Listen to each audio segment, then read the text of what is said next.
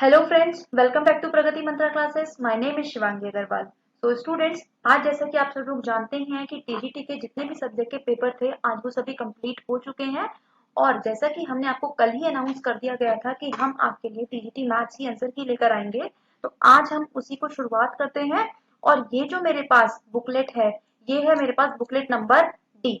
वैसे तो मैं आपको सारे क्वेश्चन रीड आउट करके उनका आंसर बताती जाऊंगी, बट आपकी जो भी बुकलेट हो उसके अकॉर्डिंग आप अपने आंसर्स मार्क करते जाइएगा और देखते जाइएगा। तो चलिए शुरू करते हैं। जैसे कि पहला क्वेश्चन हम लोगों को दिया हुआ है, if y is equal to log x base में 5 प्लस लॉग 5 बेस में x। इस हमसे पूछा गया था कि dy बाई dx निकालना था, यानी कि इसको हमें एक बार डिफरेंशिएशन करना था और हमें इसकी वैल्यू बतानी थी at x is equal to 5 पर। तो देखिए स्टूडेंट, इसका जो करेक्ट आंसर बनता है वो बनता है हमारा ऑप्शन नंबर बी, यानी कि 1/5। इसी तरीके से अब हम चलते हैं अपने सेकंड क्वेश्चन पर। सेकंड क्वेश्चन में आपसे पूछा गया है the minimum value of 4 cos theta plus 3। अब देखिए, हम जानते हैं कि जो हमारा cos थीटा होता है स्टूडेंट्स, इसकी जो मिनिमम वैल्यू होती है वो होती है माइनस का 1। तो जैसे ही आप यहाँ पे माइनस का 1 पुट करेंगे तो जो आंसर आएगा आपका सॉल्व करने के बाद वो हो जाएगा माइनस का 1। इसीलिए ऑप्शन नंबर जो बी है हमारा वो हो जाता है एकदम ठीक।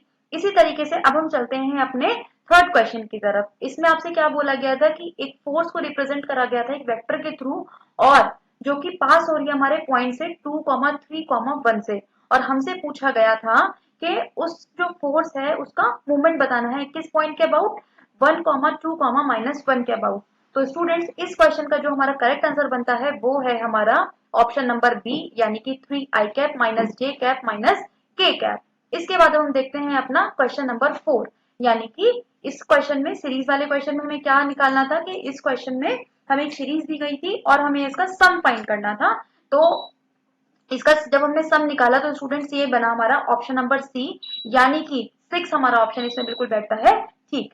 इसी तरीके से अब हम चलते हैं अपने फिफ्थ क्वेश्चन की तरफ। फिफ्थ क्वेश्चन में बोला गया है कि एक स्टोन है जिसको थ्रोअर ने फेंका, जिसको कि अपवर्ड फेंका गया था, ठीक है, और उसको थ्रोअर ने पकड़ लिया है, यानी कि जो पत्थर फेंकने वाला था उसने उसको पकड़ लिया है। तो पूछा गया है कि 2 सेकंड के बाद, जब वो पत्थर फेंका गया था उसके 2 सेकंड के बाद उसकी वेलोसिटी क्या रही होगी। तो देखिए स्टूडेंट्स, इसमें जो हमारा ऑप्शन नंबर ए, यानी कि 9.8 मीटर पर सेकेंड, ये बन जाता है हमारा एकदम करेक्ट ऑप्शन। इसी तरीके से अब हम मूव करते हैं अपने सिक्स क्वेश्चन की ओर। और सिक्स क्वेश्चन में हमसे पूछा गया है कि हमारे पास एक पैराबोला दिया हुआ था जिसकी इक्वेशन हमें बताई गई थी 4y is equal to 3x square, और हमें क्या दिया हुआ था, एक स्ट्रेट लाइन दी हुई थी 2y is equal to 3x plus 12। और हमें बताना था कि जैसे ये दोनों पैराबोला और स्ट्रेट लाइन कट करेंगी तो ये आपस में जब इंटरसेक्ट करेंगी तो ये कितने एरिया को कवर कर लेंगी। तो देखिए स्टूडेंट्स, ये जो हमारा क्वेश्चन था इसका हमारा बनता है ऑप्शन नंबर डी, यानी कि 27 स्क्वायर यूनिट। इसी तरीके से अब हम देखते हैं अपना सेवेंथ क्वेश्चन। तो देखिए स्टूडेंट्स, इसमें क्या दिया हुआ था, इसमें हमें एक सर्कल दिया हुआ था, हमें एक सीकेंट दी हुई थी ए बी सी। और देखिए इस तरीके से हमें मार्किंग दी हुई थी कि जो हमारी ए बी है वो 4 सेंटीमीटर है, जो हमारी बीसी है वो थी हमारी 5 सेंटीमीटर। और हमसे पूछा गया था कि जो एडी की टेंजेंट की लेंथ है हमें इसकी लेंथ बतानी थी। तो देखिए स्टूडेंट, इसका जो हमारा ऑप्शन नंबर ठीक बैठता है वो है हमारा ऑप्शन नंबर टी बी, यानी कि 4 सेंटीमीटर हमारा हो जाता है एकदम करेक्ट ऑप्शन। इसके बाद अब हम चलते हैं किसकी तरफ, क्वेश्चन नंबर 8 की तरफ। क्वेश्चन नंबर 8 में हमें दिया हुआ है कि ए और बी हमारे पास कोई दो वेक्टर हैं, तब हमें क्या बताना है कि अगर हम a प्लस बी करते हैं और a क्रॉस बी करते हैं तो उन वेक्टर्स के बीच में जो कोण बनेगा वो हमें बताना था। तो यहाँ पर इस कंडीशन में जो हमारे पास एंगल बनता है स्टूडेंट वो बनता है 90 डिग्री, यानी कि इसके अकॉर्डिंग हमारा जो ऑप्शन नंबर सी है वो हो जाता है एकदम ठीक। आगे मूव करते हैं और आगे हमसे पूछा गया है the distance of the gravity of uniform semi circular lamina of radius a then the from the centre is. ठीक है, इसने हमसे क्या पूछा है, सेंटर पूछा है, उसकी जो सेंटर से डिस्टेंस है वो पूछी गई है। यानी कि अगर मैं हिंदी में देखूं तो अर्धवृत्ताकार ए त्रिज्या वाले समपटल के गुरुत्व केंद्र से दूरी पूछी गई थी। तो स्टूडेंट्स, इसका जो हमारा ऑप्शन नंबर ठीक बैठता है वो है फोर्थ ऑप्शन, यानी कि 4a अपॉन में 3 पाई। नेक्स्ट क्वेश्चन देखते हैं। नेक्स्ट क्वेश्चन में क्या दिया हुआ है, इसके बाद हमें दिया हुआ था, हमें एफ एक्स की वैल्यू दी हुई थी tan इनवर्स एक्स और हमें जी एक्स दिया हुआ था साइन इनवर्स एक्स। और हमसे क्या पूछा गया था, इसका GOF पूछा गया था। तो देखिए इसमें हम क्या करते हैं, इसमें हम एक एक करके वैल्यू पुट करना शुरू करते हैं। तो सबसे पहले हमने क्या करा कि जो हमारा gx फंक्शन था उसमें हमने fx की वैल्यू रखी, और जब हमने इसको सॉल्व करना शुरू करा स्टूडेंट्स, तो ये आया हमारा ऑप्शन नंबर बी, यानी कि x अपॉन अंडर रूट में 1 प्लस एक्स स्क्वायर हो जाता है हमारा क्वेश्चन नंबर ठीक। और ये था हमारे क्वेश्चन नंबर 10 का, बन गया हमारा question number option number b. इसी तरीके से अब हम चलते हैं क्वेश्चन नंबर 10 के बाद क्वेश्चन नंबर 11 पर। इसमें हमसे क्या पूछा गया कि एक बॉडी थी, ठीक है, उसको क्या करा गया, एक वेलोसिटी से प्रोजेक्ट करा गया, यानी कि उसकी वेलोसिटी कितनी थी, स्टार्टिंग में 40 मीटर पर सेकंड थी, ठीक है, और जो कि कितने एंगल पे इंक्लाइन थी, हॉरिजॉन्टल से 60 डिग्री पर इंक्लाइन थी। तो हमें बताना था कि जब जो वो बॉडी है वो मैक्सिमम हाइट तक पे पहुंच जाएगी, उस टाइम पर उसकी वेलोसिटी क्या रही होगी, वो हमें फाइंड करनी थी। तो देखिए स्टूडेंट, इस क्वेश्चन का जो आंसर हमारा बन जाता है वो है ऑप्शन नंबर सी, यानी कि 15 मीटर पर सेकंड, यानी कि 11 का हो जाता है ऑप्शन नंबर सी। अब हम चलते हैं अपने क्वेश्चन नंबर 12 पर। और ये जो क्वेश्चन नंबर 12 है स्टूडेंट्स, ये हमारा 9th 10th के जो लेवल हम कह सकते हैं वहां से पूछा गया था। इसमें जस्ट आपको सिंपली क्या करना था कि जो हमारा होता है A cube plus B cube plus C cube, उस फॉर्मूले की हेल्प से हमें इस क्वेश्चन को सॉल्व करना था। देखो अब आप इसमें क्या कर सकते थे कि x माइनस वाई को आप कोई भी एक वैल्यू मान लो हमने कि उसको a मान लिया, y माइनस जेड को हमने कुछ वैल्यू दे दी, और हमने z माइनस एक्स को c मान लिया। तो आप देखोगे कि ऊपर बन जाएगा हमारे पास a cube plus B cube plus C cube, और नीचे बन जाएगा हमारे पास 9abc। और हम जानते हैं कि जब अगर हम किसी क्वेश्चन में a प्लस बी प्लस सी को प्लस करके अगर हमारे पास जो आंसर 0 मिल जाता है हमें, तो उस केस में क्या होता है कि ये जो ऊपर वाली वैल्यू है हमारी क्या बन जाएगी, ये बन जानी थी हमारी 3abc। और ये abc मैंने आपको क्यों बोले हैं, क्योंकि मैंने आपको बोला कि x माइनस वाई को आप a मान लीजिए, y माइनस जेड को आप b मान लीजिए, z माइनस एक्स को आप c मान लीजिए। तो उस अकॉर्डिंग जो हमारा आंसर बनेगा वो बनेगा हमारे पास 1/3, यानी कि क्वेश्चन नंबर 12 का जो आंसर बनेगा वो बनेगा हमारे पास सी ऑप्शन। इसी तरीके से अब हम चलते हैं अपने 13 क्वेश्चन की तरफ। और देखिए 13 क्वेश्चन में हमसे क्या बोला गया है, हमें एक डिफरेंशियल इक्वेशन दी गई है और उसका ऑर्डर हमसे पूछा गया है। तो देखिए स्टूडेंट्स, हमने इस इक्वेशन को कितनी बार डिफरेंशिएट किया है, मैक्सिमम एक बार। तो इसका जो ऑर्डर बन जाता है वो बन जाता है हमारे पास 1, यानी कि ऑप्शन नंबर बी हो जाता है हमारा एकदम करेक्ट। इसके बाद हम चलते हैं अपने क्वेश्चन नंबर 14 की तरफ। क्वेश्चन नंबर 14 ये आया था आपके डेफिनाइट इंटीग्रल से, मतलब जहां पर क्या होता है कि आपको गिवन वैल्यू का इंटीग्रेशन तो करना ही होता है, साथ में उसकी वैल्यू पुट करके उसकी डेफिनेट एक वैल्यू बतानी होती है, जिसकी वजह से हम इसको एक डेफिनेट इंटीग्रल बोलते हैं। और जब हम इसको सॉल्व करेंगे और आंसर निकालेंगे, तो हमारा जो ऑप्शन नंबर सी है वो बन जाएगा एकदम ठीक, यानी कि क्वेश्चन नंबर 14 का ऑप्शन बन चुका है ऑप्शन नंबर सी।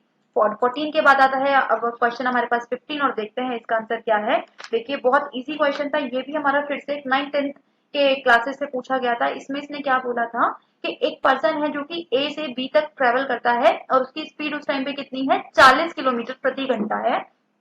फिर उसने बोला कि जब वो उस रास्ते से वापस आया तो उसने अपनी स्पीड को कितना 50% बढ़ा दिया। तो हमसे पूछा गया था कि आने की और जाने की जो उसकी एवरेज ट्रिप की स्पीड थी वो हमें बतानी थी। तो इस क्वेश्चन में जो हमारा आंसर बनना था स्टूडेंट्स वो बनेगा हमारा 48, यानी कि 15 क्वेश्चन का बन चुका है हमारा ऑप्शन नंबर सी। इसी तरीके से अब हम चलते हैं अपने क्वेश्चन नंबर 16 की तरफ। और क्वेश्चन नंबर 16 में हमसे क्या बोला गया है, इसमें बोला गया है कि x1 और x2 हमारे पास कोई भी दो रूट्स हैं किस इक्वेशन के, x square minus 2x plus 4 के। तब हमसे पूछा गया था कि x1 cube plus x2 cube की वैल्यू हमारे पास क्या होगी। तो आपको सिंपली क्या करना था इस क्वेश्चन में कि आपको पहले इस इक्वेशन के रूट निकालने थे, और रूट निकालने के बाद जस्ट आपको यहाँ पे पुट करने थे, और यहाँ से जो आपका आंसर आपको मिलेगा स्टूडेंट्स, ये मिलेगा आपको माइनस का 16, यानी कि जो हमारे पास ऑप्शन नंबर हो जाता है सी वो एकदम ठीक।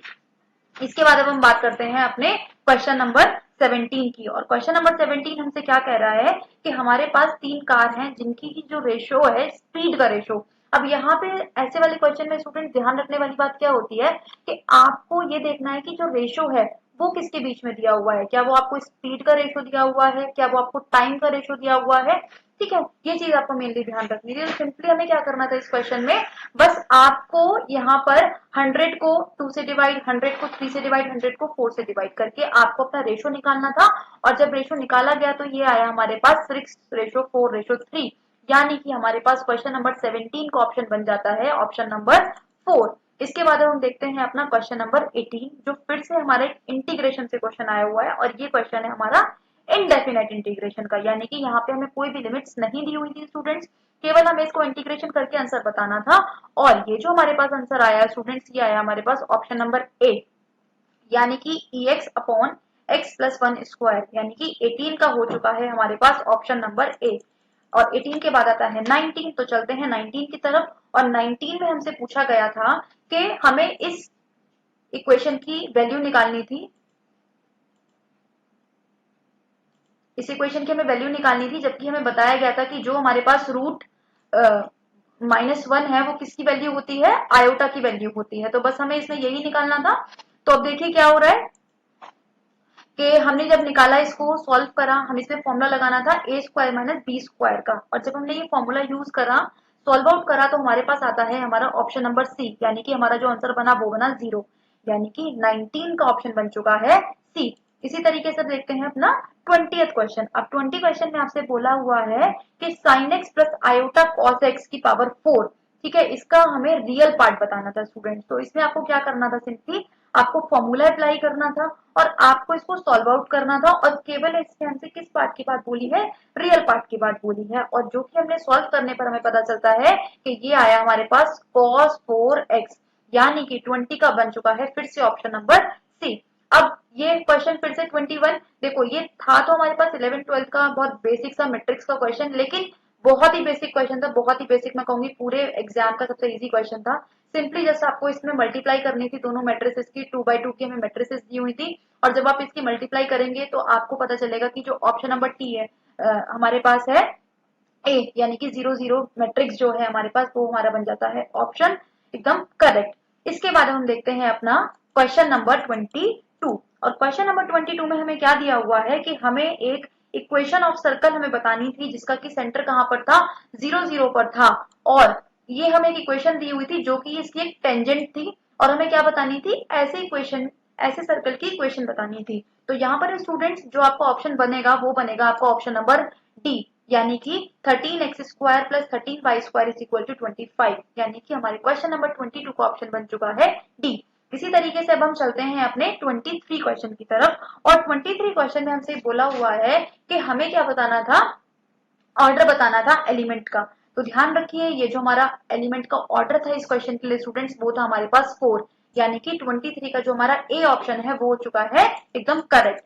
इसी तरीके से अब हम चलते हैं अपने क्वेश्चन नंबर 24 की तरफ, और 24 में आपसे पूछा गया था कि आपको ये बताना था कि हम एन की यहाँ पे क्या वैल्यू रखें ऐसी कि ये जो आंसर हमारे पास बन के आएगा ये ए और बी का हार्मोनिक मीन होना चाहिए था। तो स्टूडेंट्स जब आप एन की जगह पे -1 रखोगे तो आप देखोगे कि ऊपर क्या बन जाएगा हमारे पास ए की पावर 0, और यहाँ पर भी क्या बन जाएगा बी की पावर 0, और नीचे आपके पास बन जाता 1 में ए और 1 में बी। और जब आप इसको सॉल्व आउट करते हैं स्टूडेंट्स तो आपको ये पता चलता कि यही हमारे पास एक ऐसा ऑप्शन है जिसको की पुट करने के बाद ये जो वैल्यू है हमारी, ये ए बी की क्या बन जाएगी, हार्मोनिक मीन बन जाएगा, यानी कि जो हमारे पास ऑप्शन नंबर है हमारे पास ए, यानी कि -1, ये बन जाता है हमारा एकदम ठीक। इसी तरीके से अब हम चलते हैं अपने 25 क्वेश्चन की तरफ।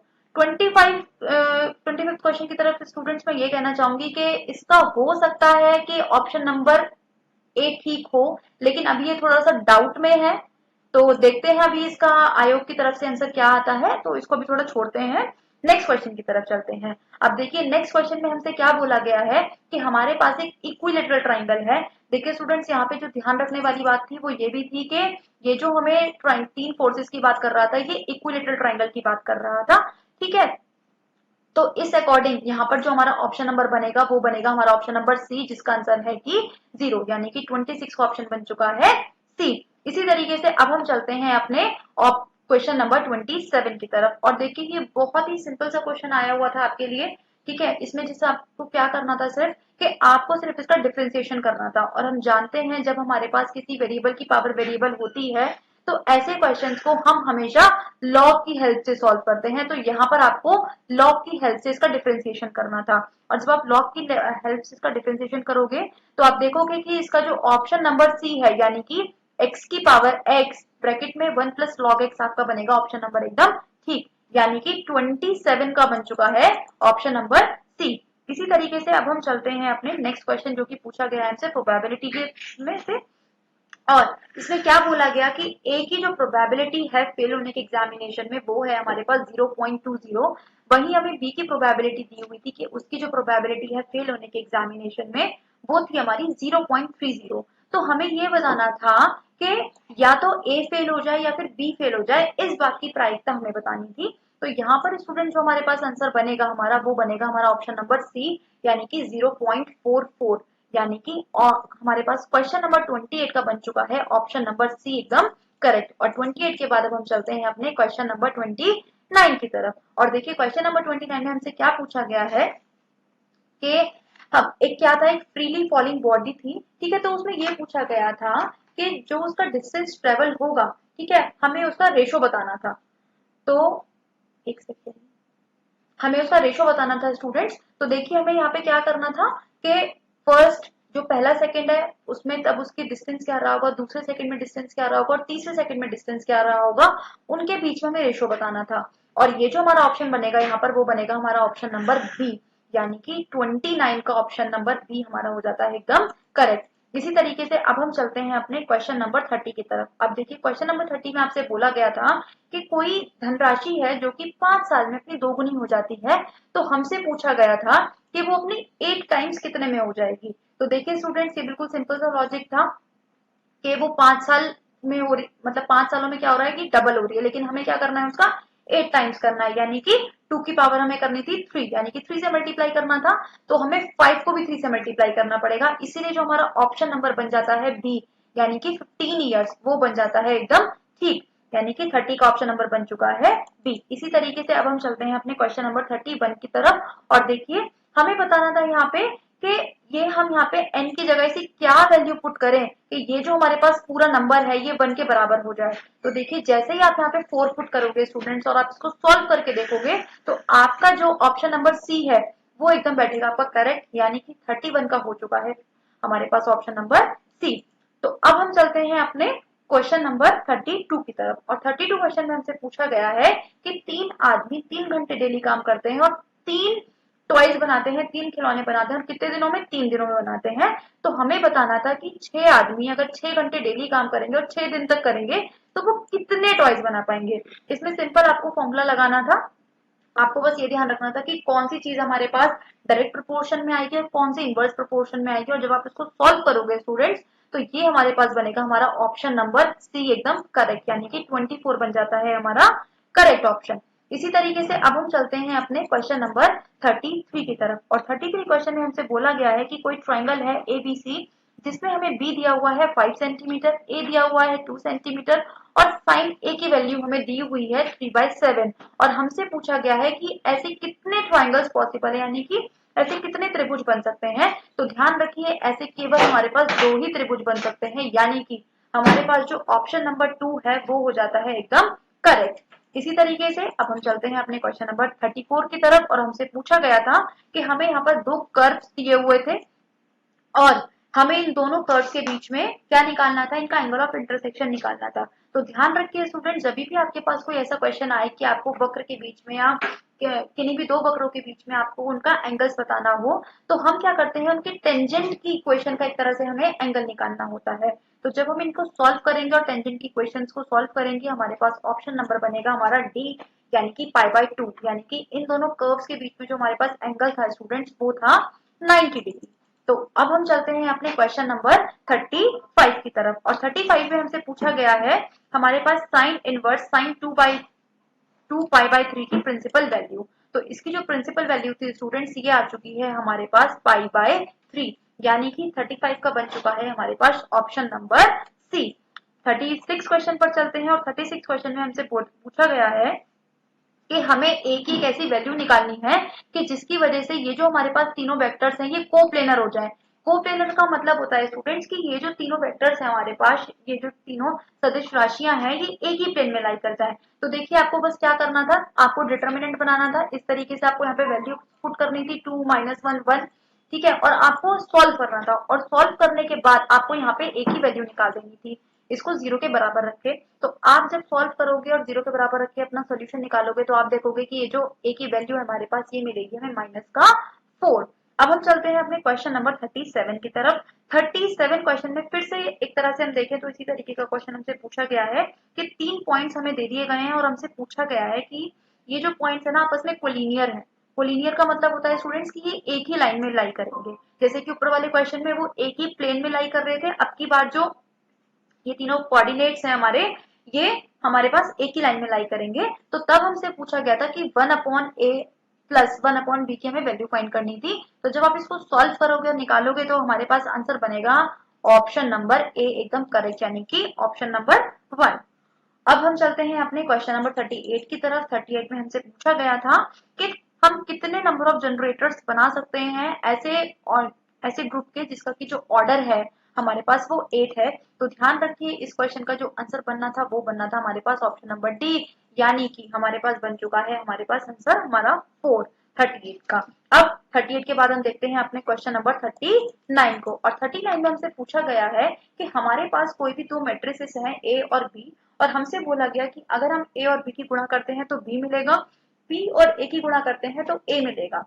तो उस केस में हमें बताना था कि अगर हम ए स्क्वायर प्लस बी स्क्वायर की वैल्यू निकालना चाहें तो वो क्या आएगी। तो ध्यान रखिए स्टूडेंट, जब आप इसको सॉल्व करोगे तो आप देखोगे कि ऑप्शन नंबर जो डी है हमारा यानी कि ए बी बनेगा इस क्वेश्चन का करेक्ट आंसर। इसी तरीके से अब हम देखते हैं अपना क्वेश्चन नंबर 40। और क्वेश्चन नंबर 40 में हमें क्या दिया हुआ है कि a plus iota b is equal to 10x plus iota y. उस केस में हमें ये दिया हुआ था तो हमें निकालना था 10 2x की वैल्यू निकालनी थी। तो देखिए स्टूडेंट, जब आप इसको सॉल्व करेंगे तो आपको पता चलेगा कि ऑप्शन नंबर जो सी है, ठीक है, ऑप्शन नंबर जो सी है हमारा 2a/1 minus a square minus b square बन जाता है ऑप्शन नंबर एकदम हमारा ठीक। अब चलते हैं नेक्स्ट क्वेश्चन की तरफ। और नेक्स्ट क्वेश्चन आया हुआ था स्टूडेंट्स, ये हमारा आया हुआ था बीटी से क्वेश्चन, यानी कि बायनॉमियल थ्योरम से क्वेश्चन आया हुआ था। और इसमें हमें क्या बताना था कि वो टर्म बतानी थी जो कि हमारी एक्स से इंडिपेंडेंट हो जाएगी। देखिए इस क्वेश्चन का मतलब था कि हमें एक ऐसी टर्म बतानी है जो कि जिसमें कि हमें एक्स ना मिले। तो इसमें हमें क्या करना था, पहले अपना जनरल टर्म का फॉर्मूला लगाना था और उसके अकॉर्डिंग हमें इसको सॉल्व करना था। और जब आप इसको सॉल्व करोगे तो आपको मिलेगा ऑप्शन नंबर सी एकदम ठीक, यानी कि 41 का बन जाता है ऑप्शन नंबर सी 160/27। अब देखिए अब हम चलते हैं 42 क्वेश्चन की तरफ। और 42 क्वेश्चन में स्टूडेंट थोड़ा सा डाउट है तो अभी हम इसको छोड़ते हैं और आगे चलते हैं। अब हम देखते हैं अपना क्वेश्चन नंबर 43। क्वेश्चन नंबर 43 में आपसे पूछा गया था इसके रियल सॉल्यूशंस कितने होंगे। देखिए स्टूडेंट्स, हमें यहाँ पे जो इक्वेशन दी हुई है अगर आपको ध्यान से देख पा रहे हैं तो हमें यहाँ पे एक मॉड्यूलस फंक्शन के साथ दी हुई है। ठीक है, तो हम जानते हैं कि मॉड्यूलस फंक्शन में चाहे मैं नेगेटिव वैल्यू डालूं चाहे मैं पॉजिटिव वैल्यू डालूं आंसर मुझे पॉजिटिव ही मिलेगा हमेशा। और ये जो हमारी इक्वेशन है ये कैसी थी, क्वाड्रेटिक इक्वेशन थी, यानी कि दो सोल्यूशन मिलने थे, लेकिन हमने माइनस और प्लस दोनों केसेस को कंसिडर करा, इसीलिए हमारे पास सोल्यूशन हमें कितने मिलेंगे, यहाँ पर 4 सोल्यूशन मिलेंगे। यानी कि क्वेश्चन नंबर 43 का जो आंसर बन जाएगा हमारा वो बन जाएगा ऑप्शन नंबर ए 4।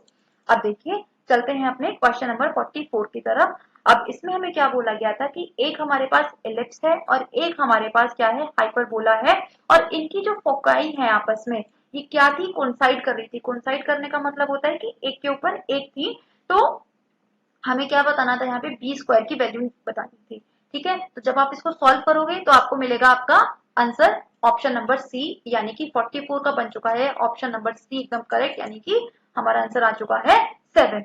इसी तरीके से हम बात करते हैं 45 क्वेश्चन की। तो 45 क्वेश्चन में आपको बताया हुआ है कि जनरल सॉल्यूशन आपसे पूछा गया है, जो कि इक्वेशन है हमारे पास कोन की, जो कि सेकंड डिग्री की है और जो कि एक्सिस से पास करती है। एक्सिस का मतलब होता है कि वो एक्स एक्सिस पे ए इंटरसेप्ट करेगी और वाई एक्सिस पे बी इंटरसेप्ट करेगी। तो ऐसे क्वेश्चन का आंसर बताना था। तो ऐसे क्वेश्चन का जो आंसर बना हमारे पास ये है हमारे पास ऑप्शन नंबर बी, यानी कि f y z g z x plus h x y equal to 0। अब हम चलते हैं अपने क्वेश्चन नंबर 46 की तरफ। और 46 में हमें दिया हुआ है कि हमारे पास एक पॉइंट है कर्व पर और वो कर्व क्या है, y square is equal to x. और जो इसकी टेंजेंट है स्टूडेंट्स ये एक्स एक्सिस के साथ π/4 एंगल बनाती है, यानी कि 45 डिग्री का एंगल बनाती है। तो हमें क्या बताना था, ऐसा पॉइंट बताना था। तो ये जो हमारे पास कोऑर्डिनेट्स निकल के आएंगे स्टूडेंट्स, ये बनेंगे हमारे पास 1/4 1/4 1/2, यानी कि 46 का हो जाता है ऑप्शन नंबर बी एकदम करेक्ट। अब हम चलते हैं अपने क्वेश्चन नंबर 47 की तरफ और 47 में हमें दिया हुआ है पोजीशन वेक्टर्स और पूछा गया है कि अगर ये कोलिनियर है तो हमें एक ही वैल्यू निकालनी थी। देखिए अभी इस टाइप का क्वेश्चन हमने पीछे भी देखा, लेकिन वो हमारा कोऑर्डिनेट ज्योमेट्री से क्वेश्चन एक तरह से था और ये यहाँ पे हमारा वेक्टर से क्वेश्चन पूछा गया है। लगभग हम देखें तो कॉन्सेप्ट थोड़ा मिलता जुलता है।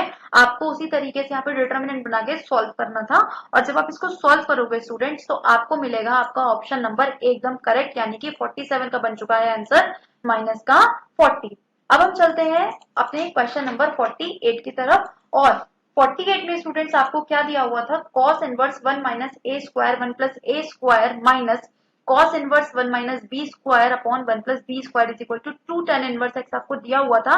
तब आपको यहाँ पे x की वैल्यू बतानी थी। तो इस क्वेश्चन का जो आंसर बनेगा आपका वो बनेगा आपका ऑप्शन नंबर बी, यानी कि a minus b upon 1 plus a b, यानी कि 48 का बन चुका है ऑप्शन नंबर बी एकदम करेक्ट। अब देखते हैं हम क्वेश्चन नंबर 49 और 49 में आपको इस वैल्यू का डिफरेंशिएशन करके आपको यहाँ पे आंसर बताना था और जो आपका आंसर बनेगा स्टूडेंट्स ये बनेगा माइनस का 2 अपॉन एक्स क्यूब। अब हम देखते हैं अपना क्वेश्चन नंबर 50 और ये जो क्वेश्चन था स्टूडेंट्स ये आपका आया हुआ था। आप चाहे तो इसको वेन डायग्राम से कर सकते थे और चाहे जो हमने अपनी सेट थ्योरी में ए यूनियन बी के फॉर्मूला एक पढ़ा हुआ है, a union b is equal to n a plus n b minus n intersection b, उस फॉर्मूले से भी हम इसको आसानी से सॉल्व कर सकते थे। तो जब आप इसको सॉल्व करोगे स्टूडेंट तो आपको मिलेगा अपना ऑप्शन नंबर बी एकदम ठीक, यानी कि 50 का बन चुका है आंसर हमारा 50। अब देखिए अब हम चलते हैं अपने क्वेश्चन नंबर 51 की तरफ और 51 में बोला गया है हमसे कि एक एरोप्लेन है जो कि h हाइट पर उड़ रहा है और उसकी हॉरिजॉन्टल यानी कि क्षैतिज जो हमारा वेग है, वेलोसिटी है, वो हमें u दी गई है। तो उसने बोला है कि उस वेलोसिटी के साथ वो एक पैकेट ग्राउंड पे डालता है, तो उस पैकेट की वेलोसिटी क्या रही होगी वो हमसे पूछा गया है। तो इसका जो ऑप्शन बनेगा स्टूडेंट्स ये बनेगा आपके पास ऑप्शन नंबर ए, यानी कि अंडर रूट में यू स्क्वायर प्लस 2gh। अब देखते हैं अपना क्वेश्चन नंबर 52। अब क्वेश्चन नंबर 52 में दिया हुआ है कि एक बैलून है जो कि अपवर्ड यानी कि ऊपर की तरफ जा रहा है एक यूनिफॉर्म एक्सेलरेशन के साथ g/8 सेंटीमीटर पर स्क्वायर और हमें बताना है half after half minute a body is drop from them, आधे मिनट के बाद उसमें से कोई बॉडी गिराई गई है तो उस बॉडी को जमीन तक पहुंचने में कितना टाइम लगेगा। तो इसका जो ऑप्शन बनेगा आपके पास वो बनेगा आपके पास ऑप्शन नंबर बी, यानी कि 52 का आंसर आ चुका है 15 सेकेंड्स। अब हम चलते हैं अपने क्वेश्चन नंबर 53 की तरफ और 53 में हमसे पूछा गया है कि ये जो हमारे पास तीन फोर्सेस हैं जो कि एक ही प्लेन में एक रिजिड बॉडी पर, रिजिड बॉडी का मतलब होता है सॉलिड बॉडी पर अप्लाई हो रही हैं, तो हमें अगर उस बॉडी को इक्विलिब्रियम में रखना है तो हमें क्या करना होगा। तो हमें ये करना होगा कि वो क्या होनी चाहिए कि एक ही बिंदुगामी होनी चाहिए और समांतर होनी चाहिए, यानी कि एक ही पॉइंट पर मिलनी चाहिए और पैरेलल भी होनी चाहिए, यानी कि 53 का बन जाता है हमारा ऑप्शन नंबर सी एकदम ठीक। अब हम देखते हैं अपना क्वेश्चन नंबर 54। क्वेश्चन नंबर 54 में हमें एक इक्वेशन दी गई है और हमसे बोला गया है कि जो मॉड ऑफ आर की वैल्यू है वो हमेशा 1 से कम ही कम रहेगी। तो ये जो इक्वेशन है ये किस चीज को रिप्रेजेंट करती है, तो ये रिप्रेजेंट करती है हमारे एक हाइपरबोला को, यानी कि ऑप्शन नंबर जो बी है क्वेश्चन नंबर 54 का वो बन जाता है एकदम ठीक। इसी तरीके से हमसे पूछा गया है कि पोस्टमैन जो वर्ड है, ठीक है, इस हमें इसमें से कितने वर्ड्स और बना सकते हैं, जबकि जो हमारा वर्ड है वो टी से शुरू होना चाहिए और एम पर खत्म होना चाहिए। तो ध्यान रखिए आपके पास टोटल वर्ड्स थे 7, 7 में से आपने 2 लेटर्स निकाल दिए तो आपके पास बचे 5 लेटर्स और 5 लेटर्स यानी कि 5 फैक्टोरियल। तो जब आप इसको सॉल्व करोगे स्टूडेंट तो आपके पास आपका ऑप्शन आ जाएगा ऑप्शन नंबर बी, यानी कि 120 आपका बन जाएगा एकदम करेक्ट ऑप्शन। इसके बाद अब हम देखते हैं अपना क्वेश्चन नंबर 56 और क्वेश्चन नंबर 56 में हमें दिया हुआ है एक function f(x) is equal to x plus 1 की पावर cot x। इसमें हमें बोला है कि ये जो फंक्शन है हमारे पास ये कॉन्टिन्यूअस है x इज इक्वल टू 0 पे, तो उस केस में हमें f ऑफ 0 की वैल्यू बतानी थी। तो जब आप यहाँ पे सॉल्व करोगे स्टूडेंट तो आपको मिलेगा ऑप्शन नंबर डी एकदम करेक्ट, यानी कि इस f ऑफ 0 का जो आंसर बनेगा क्वेश्चन नंबर 56 का वो बनेगा 1। अब हम देखते हैं अपना क्वेश्चन नंबर 57 और 57 में हमसे क्या पूछा गया है कि एक हमारे पास z है कॉम्प्लेक्स नंबर जिसका कि यूनिट मॉड्यूलस है, ठीक है, और आर्ग्यूमेंट उसका थीटा है। तो हमें इस 1 plus Z upon 1 plus Z bar की हमें वैल्यू बतानी थी। तो जब आप इसको सॉल्व करेंगे स्टूडेंट तो आपको मिलेगा यहाँ पे ऑप्शन नंबर सी एकदम करेक्ट, यानी कि थीटा बनेगा हमारे पास हमारा 57 का आंसर। इसी तरीके से अब हम चलते हैं अपने क्वेश्चन नंबर 58 की तरफ। और क्वेश्चन नंबर 58 में हमें क्या दिया हुआ है कि दो कर्व दिए हुए हैं और पूछा गया है कि इन दोनों कर्व से जो हमारे पास एरिया बाउंड होगा वो कितना होगा, वो हमें बताना था। तो यहाँ पर जो हमारे पास एरिया बाउंड हो जाएगा स्टूडेंट्स, ये हो जाएगा हमारे पास 1/3 यूनिट्स, यानी कि हमारे पास 58 का बन चुका है। ऑप्शन नंबर सी एकदम करेक्ट। इसी तरीके से अब हम चलते हैं अपने क्वेश्चन नंबर 59 की तरफ। और क्वेश्चन नंबर 59 में हमें दिया हुआ है कि limit x tending to infinity x+6/x+1 की होल पावर x+4। हमें इसको सॉल्व करना था और बताना था कि इसकी वैल्यू कितनी आएगी इस लिमिट पर, इन्फिनिटी पर। तो इसकी जो वैल्यू आपको मिलेगी वो मिलेगी आपको 1, यानी कि ऑप्शन नंबर जो ए है आपका वो बन जाता है एकदम करेक्ट हमारा 59 का। अब हमें देखना था अपना क्वेश्चन नंबर 60। ये फिर से स्टूडेंट्स आपका 10th क्लास 9 10th की क्लास से पूछा गया था और इसमें केवल आपको क्या अर्थमेटिक मीन आपको दिया हुआ था। तो आपको इस टेबल से क्या करना था, इस के की वैल्यू फाइंड करनी थी। तो सिंपली हम क्या करते थे, एफ एक्स निकालते थे। आपको इन दोनों को मल्टीप्लाई करके एफ एक्स निकालना था और डिवाइड करना था किससे, फ्रीक्वेंसी से, इनका टोटल करके। और आपको इसका आंसर दिया हुआ था। तो इसका जो आंसर आएगा सॉल्व करने के बाद स्टूडेंट्स, ये आएगी हमारे पास के की वैल्यू 5, यानी कि 60 का बन चुका है हमारे पास ऑप्शन नंबर डी एकदम करेक्ट। अब हम देखते हैं हमारे पास अपना क्वेश्चन नंबर 16। और क्वेश्चन नंबर 16 फिर से हमारे पास एक डेफिनेट इंटीग्रल का क्वेश्चन है, जिसको सॉल्व करके आपको मिलेगा स्टूडेंट्स आपका आंसर 6, यानी कि 61 का बन चुका है हमारे पास ऑप्शन नंबर बी।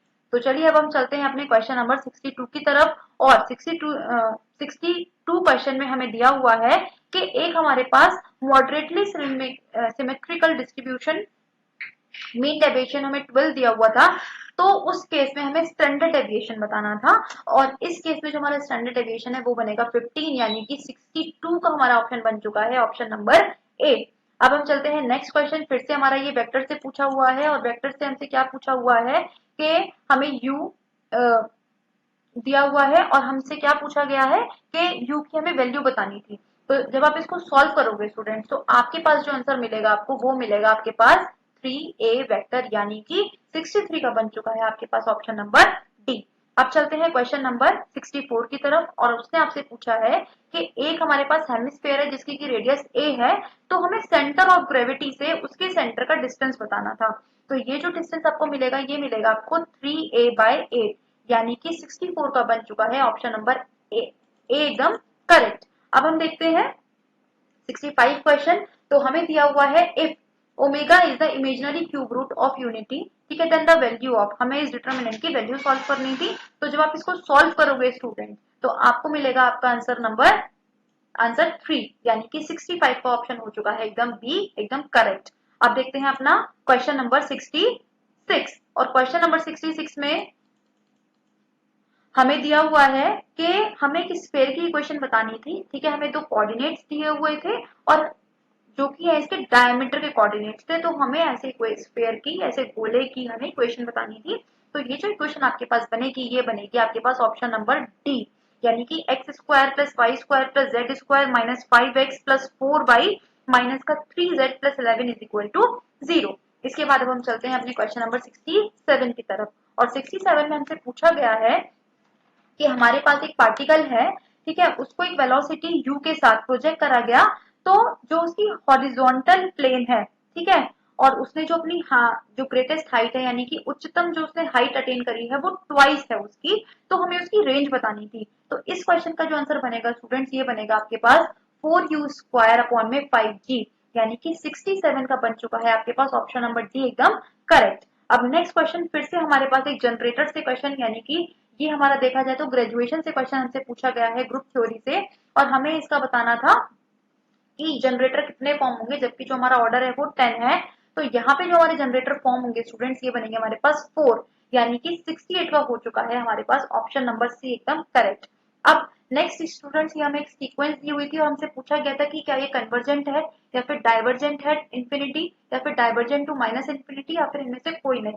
तो इसका जो ऑप्शन बनेगा स्टूडेंट्स ये बनेगा हमारे पास divergent to infinity minus infinity, यानी कि 69 का ऑप्शन नंबर बन जाता है सी एकदम हमारा करेक्ट। इसके बाद हमारे पास क्वेश्चन आया क्वेश्चन नंबर 70। और हमें यहाँ पे दी हुई एक डिफरेंशियल इक्वेशन जिसका सॉल्यूशन हमसे पूछा गया था। तो जब आप इसको सॉल्व करोगे आपके पास मिलेगा बी e की power ax plus a e की पावर माइनस का by plus c is equal to 0।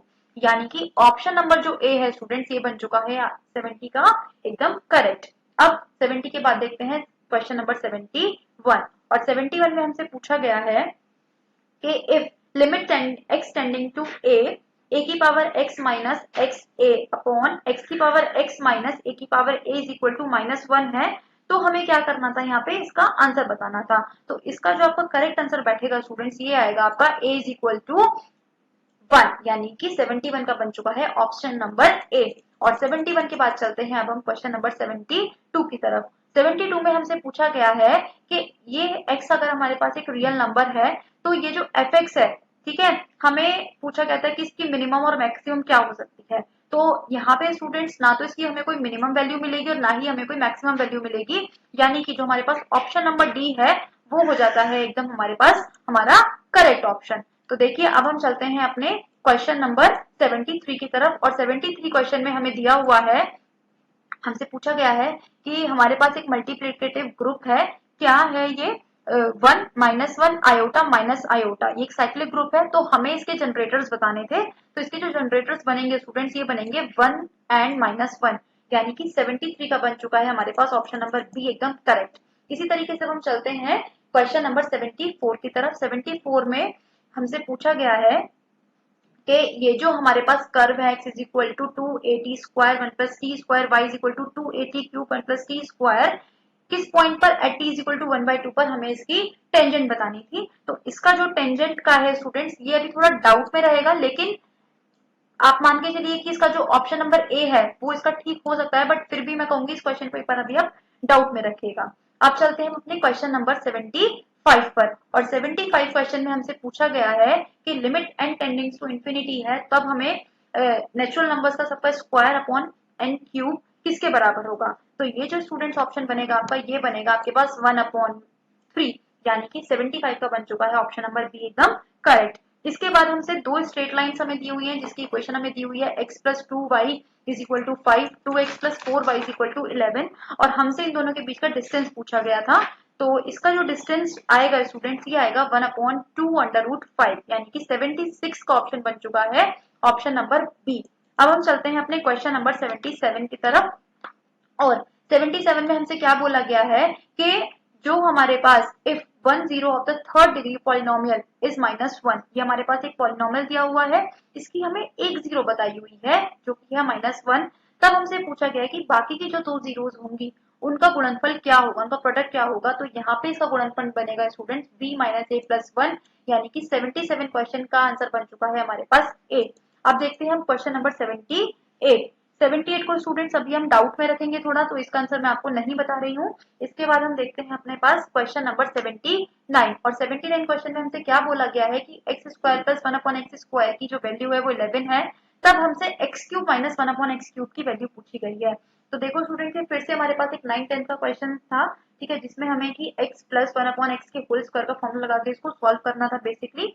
तो इसका जो आंसर आएगा स्टूडेंट्स ये आएगा हमारे पास 36, यानी कि 79 का ऑप्शन नंबर जो डी है स्टूडेंट्स ये बन चुका है एकदम हमारा करेक्ट। अब देखते हैं अपना 80 क्वेश्चन। 80 क्वेश्चन में हमसे बोला गया है कि जो ये हमारे पास तीन वैल्यू है और बोला गया है कि ये तीनों वैल्यूज एपी में है, ठीक है, यानी कि अर्थमेटिक प्रोग्रेशन में है, समांतरण श्रेणी में है। तो 1/b माइनस सी, 1/c माइनस ए और 1/a माइनस बी आपस में किस तरीके से रिलेटेड है। तो ध्यान रखिए जो आपस में रिलेटेड है वो है हमारी एचपी से, यानी कि 80 का क्वेश्चन बन चुका है हमारे पास। 80 का जो आंसर है वो बन चुका है ऑप्शन नंबर ए। इसके बाद हम चलते हैं अपने क्वेश्चन नंबर 81 की तरफ। क्वेश्चन नंबर 81 में हमसे पूछा गया है कि जो ए बी सी है, ठीक है, वो किसी काम को करने के लिए 500 रुपए लेते हैं और ए बी ने मिलके उसका जो 2/5 हिस्सा है वो कर चुके हैं। तो जो सी है वो कितना काम करेगा स्टूडेंट, सी हमारे पास 3/5 काम करेगा। तो 3/5 को सिंपली आपको 500 से मल्टीप्लाई करना था और आपके पास जो आंसर बनेगा आपका वो बनेगा हमारे पास 300, यानी कि 81 का बन चुका है हमारे पास ऑप्शन नंबर ए। अब हम चलते हैं अपने क्वेश्चन नंबर 82 की तरफ। और 82 में हमें इस वैल्यू को सॉल्व करना था और आंसर बताना था। ये हमारा कॉम्प्लेक्स नंबर का क्वेश्चन है और हमारा जो यहाँ पे आंसर बना है स्टूडेंट्स ये बना है हमारे पास 2, यानी कि 82 का बन चुका है हमारे पास बी ऑप्शन एकदम करेक्ट। अब देखिए, अब हम चलते हैं 83 क्वेश्चन की तरफ। 83 क्वेश्चन में एक ट्राइंगल हमें दिया हुआ है जिसके हमें बताया गया है कि जो a है वो ट्वाइस ऑफ b है और mod of a minus b की वैल्यू हमें दी हुई है π/3। तो हमें c का एंगल बताना था। तो जो एंगल सी है स्टूडेंट्स, ये बनेगा हमारे पास π/3, यानी कि हमारे पास बनेगा 180/3 यानी कि 60 डिग्री बनेगा हमारा आंसर, यानी कि 83 का हो चुका है ऑप्शन नंबर बी एकदम करेक्ट। अब हम चलते हैं क्वेश्चन नंबर 84 की तरफ। और 84 में हमसे पूछा गया है कि हमारे पास एक ट्राइंगल है जिसकी की जो साइड्स है वो है 15, 20 और 25। ठीक है, तब हमसे पूछा गया है कि सर्कल की इन इन सर्कल जो होगा उसके अंदर जो सर्कल बनेगा इस ट्राइंगल के अंदर उसकी रेडियस हमसे पूछी गई थी। तो इसकी जो रेडियस बनेगी स्टूडेंट्स, ये बनेगी हमारे पास 5 सेंटीमीटर, यानी कि 84 का हो जाता है ऑप्शन नंबर सी एकदम करेक्ट। अब हम चलते हैं क्वेश्चन नंबर 85 की तरफ। और 85 में हमसे पूछा गया है कि हमें ग्रेटेस्ट रिजल्टेंट बताना है। ठीक है, जिसके पास और कौन सी दो फोर्सेस का बताना है कि जिसका P है और जो सबसे कम लीस्ट है वो है हमारे पास Q। और इसने कहा है कि ये दोनों जो फोर्सेस हैं ये एंगल अल्फा पे लग रही हैं। तो हमें रिजल्टेंट का, ठीक है, जो रिजल्टेंट मैग्नीट्यूड है वो बताना था। तो जो रिजल्टेंट मैग्नीट्यूड बनेगा स्टूडेंट्स, ये बनेगा आपके पास आपका ऑप्शन नंबर सी, यानी कि 85 का हो चुका है ऑप्शन नंबर सी एकदम करेक्ट। अब हम चलते हैं क्वेश्चन नंबर 86 की तरफ। और क्वेश्चन नंबर 86 में बोला गया है कि हमें एक ऑब्जेक्ट है कोई भी, ठीक है, जो कि 3,2,-1 पर रखा गया है और हमें उसको 2,-1,4 पर लेकर जाना है। और जो फील्ड की जो हमारी फील्ड की फोर्स है वो हमें दी गई है 4i cap minus 3j cap plus 2k cap. तो उस इक्वेशन इस क्वेश्चन के लिए हमें क्या बताना था, वर्क डन बताना था। तो इस क्वेश्चन में जो वर्क डन बनेगा आपका वो बनेगा 15 यूनिट, यानी कि 86 का बन चुका है हमारे पास ऑप्शन नंबर ए एकदम ठीक। इसी तरीके से अब हम चलते हैं अपने क्वेश्चन नंबर 87 की तरफ। और क्वेश्चन नंबर 87 में हमसे बोला गया है कि हमारे पास तीन वेक्टर्स हैं ए बी और सी। और इस तरीके से है कि अगर हम उन दोनों को इन तीनों को जोड़ते हैं तो हमें जीरो वेक्टर मिलता है और हमें ए वेक्टर की और बी वेक्टर की और सी वेक्टर की वैल्यू भी दी गई है। तब हमें जो हमारे पास एक एक्सप्रेशन दिया हुआ है उसकी वैल्यू फाइंड करनी थी। तो इस एक्सप्रेशन की जो वैल्यू आएगी स्टूडेंट्स, ये आएगी आपके पास माइनस का 21/2, यानी कि 87 का बन चुका है ऑप्शन नंबर डी एकदम करेक्ट। अब हम चलते हैं अपने क्वेश्चन नंबर 88 की तरफ। ये फिर से एक लिमिट से क्वेश्चन आया हुआ है। लिमिट से जो इस वैल्यू में हमें लिमिट लगानी थी और हमें अपना आंसर बताना था। इस क्वेश्चन का जो आंसर बनेगा स्टूडेंट्स, ये बनेगा आपके पास माइनस का a/π, यानी कि 88 का बन चुका है हमारे पास ऑप्शन नंबर डी एकदम करेक्ट। अब हम देखते हैं क्वेश्चन नंबर 89। क्वेश्चन नंबर 89 में फिर से एक पार्टिकल है जिसको कि अपवर्ड डायरेक्शन यानी कि ऊपर की तरफ फेंका हुआ है। ठीक है, और हमसे पूछा गया है कि if after t1 and t2 second its height is h, then h is equal to, मतलब t1 और t2 सेकंड के बाद जो उसकी हाइट है, ऊंचाई है वो h है, तब हमें h की वैल्यू बतानी थी। तो ये जो h की वैल्यू बनेगी स्टूडेंट्स, ये बनेगी हमारे पास g अंडर रूट में t1 मल्टीप्लाई t2, यानी कि 89 का हो चुका है ऑप्शन नंबर बी एकदम करेक्ट। अब हम चलते हैं अपने क्वेश्चन नंबर 90 की तरफ। और 90 में हमसे पूछा गया है इस इक्वेशन की डायरेक्ट्रिक्स पूछी गई है। और ये जो इक्वेशन है स्टूडेंट्स, एक पैराबोला की इक्वेशन है। तो यहाँ पर जब हम इसके डायरेक्ट्रिक्स निकालेंगे स्टूडेंट्स, ये बनेगा हमारे पास x इज इक्वल टू 3/2, यानी कि 90 का बन चुका है हमारे पास ऑप्शन नंबर डी एकदम करेक्ट। इसके बाद हम देखते हैं क्वेश्चन नंबर 91। 91 को स्टूडेंट्स अभी आप डाउट में रखिए। अभी 4-5 क्वेश्चन है स्टूडेंट जिसका सॉल्यूशन में थोड़ा डाउट है, तो वो आपको मैं या तो नेक्स्ट लेक्चर में या फिर आपको इसी वीडियो के डिस्क्रिप्शन में आपको बाद में बता दिए जाएंगे। इसके बाद हम देखते हैं अपना आज का क्वेश्चन नंबर 92। और क्वेश्चन नंबर 92 में हमें दिया हुआ है कि ट्राइंगल है हमारे पास ABC और जिसमें की जो cos A है वो बराबर है sin B/2 sin C के। तो ये जो ट्राइंगल है ये किस तरीके का ट्राइंगल होगा, ये पूछा था हमसे। तो ये जो ट्राइंगल है स्टूडेंट्स, ये बनेगा आपका एक आइसोसेलेस ट्राइंगल, यानी कि ऐसा ट्राइंगल जिसमें की दो भुजाएं, दो आर्म्स जो होती हैं वो उसकी बराबर होती है। अब देखते हैं क्वेश्चन नंबर 93। और हमें यहाँ पे दिया हुआ है इक्वेशन दी हुई है टेंजेंट की, और ये किसकी टेंजेंट है, ये इलिप्स की टेंजेंट है। ठीक है, और जो कि पैरेलल है किसके, y is equal to y plus 2x is equal to 4 के। ठीक है, तो हमें ऐसी टेंजेंट्स की इक्वेशन बतानी थी। तो ये जो इक्वेशन आएगी हमारे पास, ये बनेगी y plus 2x is equal to plus minus under root में 19, यानी कि 93 का बन चुका है हमारे पास ऑप्शन नंबर डी एकदम करेक्ट। अब हम चलते हैं 94 की तरफ। और 94 में हमसे पूछा गया है कि a और b हमारे पास यूनिट वेक्टर है। ठीक है जी, सच दैट a ये हमें वैल्यू दी हुई है और बोला गया है कि जो दोनों वेक्टर्स हैं हमारे पास ये परपेंडिकुलर हैं, तो हमें ए और बी के बीच में हमें क्या बताना था, यहाँ पर कोण बताना था। ये जो कोण बनेगा स्टूडेंट्स ये बनेगा हमारे पास π/3 यानी कि 94 का बन चुका है। ऑप्शन नंबर डी एकदम करेक्ट। अब देखिए नेक्स्ट क्वेश्चन, ये हमारा इनवर्स ट्रिग्नोमेट्री से आया हुआ है और हमसे यहाँ पे पूछा गया है कि sine inverse 3/5 minus cos inverse 12/13 की वैल्यू हमसे पूछी गई है। तो ये बनेगी स्टूडेंट्स साइन इनवर्स 16/65 यानी कि 95 का ऑप्शन नंबर हो चुका है बी एकदम करेक्ट। अब हम देखते हैं अपने क्वेश्चन नंबर 96 को और 96 में हमसे पूछा गया है 10 हाइपरबोलिक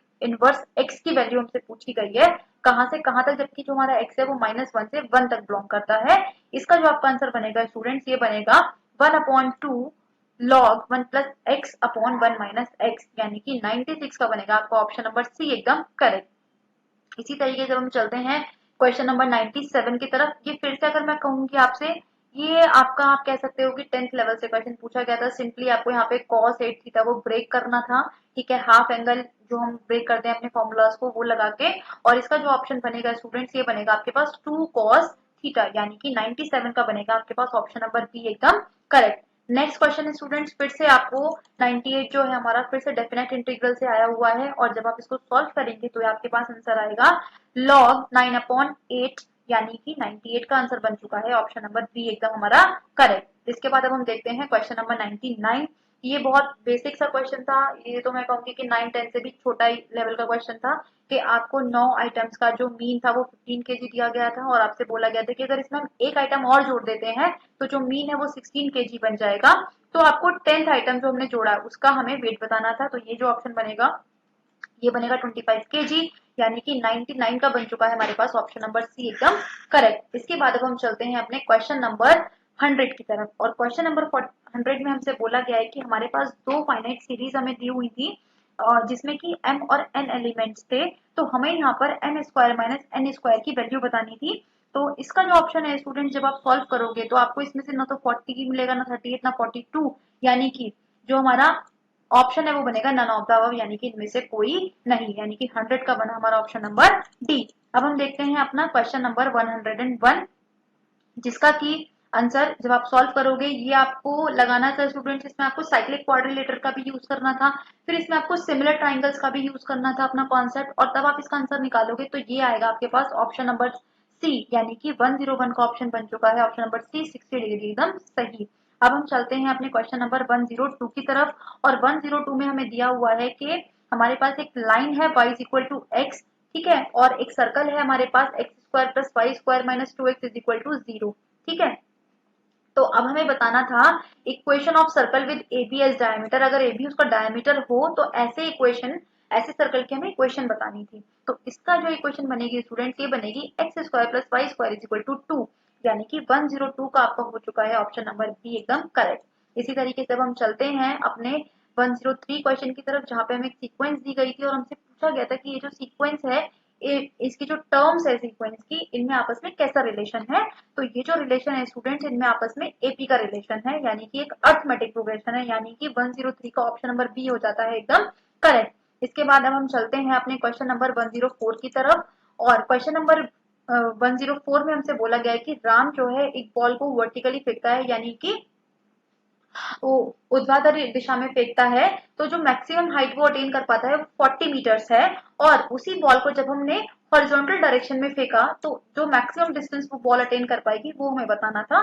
तो इसको जब आप सॉल्व करोगे स्टूडेंट्स तो इसका जो आंसर आएगा ये आएगा आपके पास 80 मीटर यानी कि 104 का आंसर बन चुका है हमारे पास ऑप्शन नंबर डी। इस तरीके से हम चलते हैं 105 की तरफ और 105 में आपको क्या एक फंक्शन दिया हुआ था f(x1 + x) और यहाँ पर आपको क्या बतानी थी x3+1 ये जो हमें फंक्शन दिया हुआ है तो हमें यहाँ पे f√3 की वैल्यू बतानी थी। तो सिंपली आपको क्या करना था इसमें x+1/x को आपको यहाँ पे √3 के बराबर रखना था और आपको यहाँ पे a+b के होल क्यूब का फॉर्मूला यूज करते हुए इसको सॉल्व करना था और जब आप इसको सॉल्व करोगे तो आपके पास आंसर आएगा 0 यानी कि 105 को ऑप्शन नंबर ए बन चुका है एकदम करेक्ट।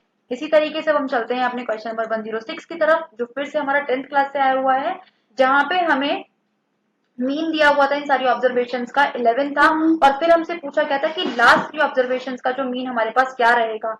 तो ये हमारे पास निकल जाएगा स्टूडेंट्स हमारे पास 13 यानी कि 106 का बन चुका है डी ऑप्शन एकदम करेक्ट।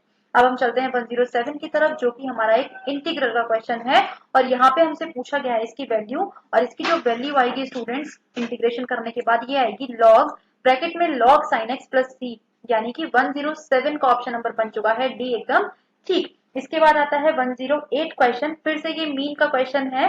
अब देखिए इस क्वेश्चन में हमें क्या करना था, मीन हमें दिया हुआ था और उसकी हेल्प से हमें अपनी ऑब्जर्वेशन निकालनी थी और फिर हमें मीडियन बतानी थी। ठीक है जी, तो ये क्वेश्चन हो सकता है कि थोड़े से स्टूडेंट का गलत हो गया होगा क्योंकि जल्दी जल्दी में हम लोग यही करते हैं कि हम मीन निकाल के आ जाते हैं, लेकिन यहाँ पे मीडियन निकालनी थी और मीडियन का जो आपका आंसर बनेगा ये बनेगा 6.5 यानी कि 108 का बन जाता है आपका ऑप्शन नंबर ए एकदम करेक्ट। इसके बाद हम चलते हैं 109 की तरफ।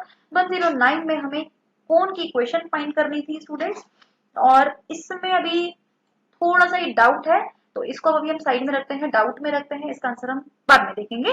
अब हम चलते हैं अपने नेक्स्ट क्वेश्चन यानी कि 110 की तरफ। अब 110 में हमें क्या दिया हुआ है कि हमारे पास दो पैरेलल कॉर्ड्स हैं सर्कल के अंदर ही।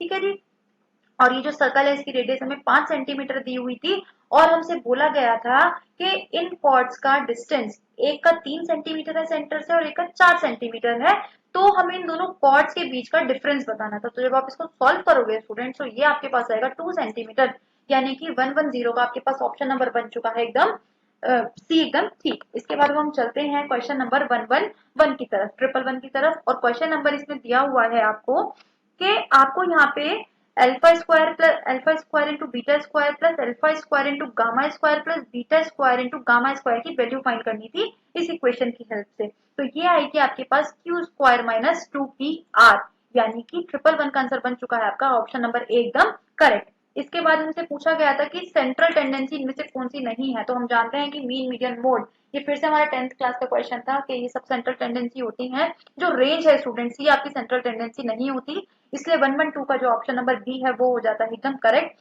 इसके बाद अब हम चलते हैं क्वेश्चन नंबर 113 की तरफ और 113 में हमसे बोला गया है कि 1 ओमेगा और ओमेगा स्क्वायर क्यूब रूट्स है यूनिटी के, तो हमें इस एक्सप्रेशन की वैल्यू फाइंड करनी थी और इस एक्सप्रेशन की जो वैल्यू आपको मिलेगी ये मिलेगी 1 यानी कि ऑप्शन नंबर जो सी है 113 का वो हो जाता है एकदम करेक्ट। इसके बाद हम चलते हैं क्वेश्चन नंबर 114 की तरफ और 114 में फिर से डेफिनेट इंटीग्रल का क्वेश्चन, आपको यहाँ पे इंटीग्रेशन करना था, लिमिट्स पुट करनी थी यहाँ पे अपर लिमिट और लोअर लिमिट और आपको अपना आंसर निकालना था और ये जो आंसर आएगा स्टूडेंट्स ये आएगा आपके पास पाई स्क्वायर अपॉन में 32 यानी कि 114 का बन जाता है आपका ऑप्शन नंबर सी एकदम करेक्ट। इसके बाद अब हम देखते हैं अपना क्वेश्चन नंबर 115, ये फिर से हमारा एक 9th का क्वेश्चन था और जहां पे हमें थ्योरम लगानी थी कि जो सर्कल पर एंगल होता है वो बाकी सर्कल से डबल होता है, अगर बाकी सर्कल पर उससे कहीं कोण बनता है उसी चाप से तो उसका डबल होता है। तो अगर हम इसी को लगाएंगे तो यहाँ पर बनेगा हमारे पास ऑप्शन नंबर 35 यानी कि 115 का बन चुका है ऑप्शन नंबर बी एकदम करेक्ट। इसके बाद हमारे पास एक सेट से क्वेश्चन आया हुआ था और हमसे पूछा गया था कि a माइनस ब्रैकेट में a माइनस बी की हमें वैल्यू बतानी थी। तो ये जो स्टूडेंट आंसर आएगा आपके पास ये आएगा a इंटरसेक्शन b यानी कि 116 का ऑप्शन नंबर डी। इसके बाद आता है हमारे पास हमारा 117 और 117 जो क्वेश्चन है स्टूडेंट्स ये हमारा एक तरह का प्रोबेबिलिटी का क्वेश्चन है और हमें इसको परम्यूटेशन और कॉम्बिनेशन की हेल्प से सॉल्व करना था। तो इसका जो आंसर बनेगा स्टूडेंट्स आपका ये बनेगा 1/35 यानी कि 117 का आपका ऑप्शन बनेगा ऑप्शन नंबर सी। अब इसके बाद अब हम चलते हैं अपने क्वेश्चन नंबर 118 की तरफ और 118 में सिंपली आपको सिर्फ क्या करना था, इस डिटर्मिनेंट की वैल्यू आपको सॉल्व करनी थी और जो भी आपके आंसर आने थे फिर आपको यहाँ पे इसमें पुट करके अपना आंसर फाइंड करना था। तो ये जो आपके पास यहाँ पर आंसर मिलेगा आपको ये मिलेगा 5 यानी कि 118 का हो जाता है ऑप्शन नंबर सी एकदम करेक्ट। इसके बाद अब हम चलते हैं क्वेश्चन नंबर 119 की तरफ और 119 में हमें दिया हुआ है कि the coordinates of moving point are 2t square plus 4 4t plus 6, तो हमें इसकी लोकस बतानी थी। तो ये जो लोकस बनेगा स्टूडेंट ये बनेगा हमारा पैराबोला का। इस क्वेश्चन को तो आप चाहे आप इसको प्लॉट करके भी कर सकते थे कि आप एक बार इसमें 0 0 पुट करते 1 1 पुट करते तो आपको पता चल जाता है कि ये एक पैराबोला की हमारे पास इक्वेशन पैराबोला का एक लोकस है। ठीक है जी, तो यानी कि 119 का बन जाता है हमारे पास ऑप्शन नंबर सी।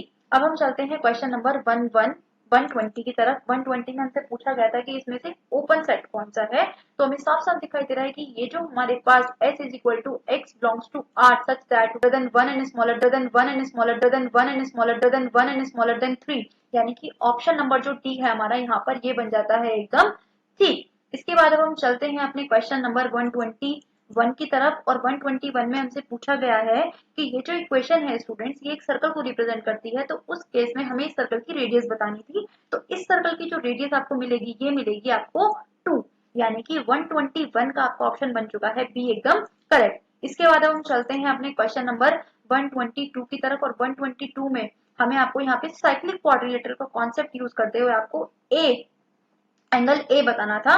तो जो एंगल ए आपके पास आएगा स्टूडेंट्स ये आएगा 70 डिग्री, यानी कि 122 का बन चुका है ऑप्शन नंबर ए एकदम करेक्ट। इसके बाद अब हम चलते हैं क्वेश्चन नंबर 123 की तरफ, और ये जो क्वेश्चन है स्टूडेंट्स ये आपका फिर से फंक्शन से क्वेश्चन आया हुआ था, और ये आपका पूछा गया है कि ये जो फंक्शन है ये x इज इक्वल टू 0 पे क्या होगा, ये कॉन्टिन्यूस होगा, डिसकॉन्टिन्यूस होगा या किस तरीके का। तो ये जो है स्टूडेंट्स ये डिसकॉन्टिन्यूस है x इज इक्वल टू 0 पे, और ये जो डिसकंटिन्यूटी है ये हमारे पास सेकंड काइंड की, यानी कि जो ऑप्शन नंबर डी है 123 का ये हो जाता है एकदम ठीक। इसके बाद आता है हमारे पास क्वेश्चन नंबर 124, और 124 को जब आप सॉल्व करोगे स्टूडेंट्स ये कॉम्प्लेक्स नंबर का क्वेश्चन है, इसकी मिनिमम वैल्यू हमें बतानी थी, न्यूनतम मान बताना था, तो ये आएगा हमारे पास 3, यानी कि 124 का ऑप्शन हो जाता है डी एकदम करेक्ट। इसके बाद हमें चलते हैं नेक्स्ट और अपने आज के लास्ट क्वेश्चन पर, जिसमें कि हमें रियल के एक्स के सारे रियल मान के लिए इस एक्सप्रेशन की हमें मिनिमम वैल्यू बतानी थी। तो ये जो मिनिमम वैल्यू आपको मिलेगी स्टूडेंट्स ये मिलेगी 1/3, यानी कि क्वेश्चन नंबर जो 125 है स्टूडेंट्स ये हमारे पास बनेगा इसका ऑप्शन नंबर बी। तो यहीं पर स्टूडेंट्स आपके सारे जो क्वेश्चन है वो डिस्कस कर लिए गए हैं, और जिन क्वेश्चन में डाउट है वो जल्दी आपको क्लियर कर दिए जाएंगे और कमेंट सेक्शन में आपको उसका आंसर दे दिया जाएगा। तो आई होप आप सभी का क्वेश्चन जो था एग्जाम जो था अच्छा गया होगा, आपने सभी ने आंसर मैच कर लिए होंगे। तो ज्यादा से ज्यादा इस वीडियो को शेयर कीजिए जिन भी स्टूडेंट्स ने, जिन भी फ्रेंड्स ने आपके टीजीटी मैथ्स का एग्जाम दिया है, ताकि वो लोग भी अपने आंसर्स को चेक कर सके। तो मिलते हैं स्टूडेंट्स नेक्स्ट लेक्चर में, तब तक पढ़ते रहिए। All the very best.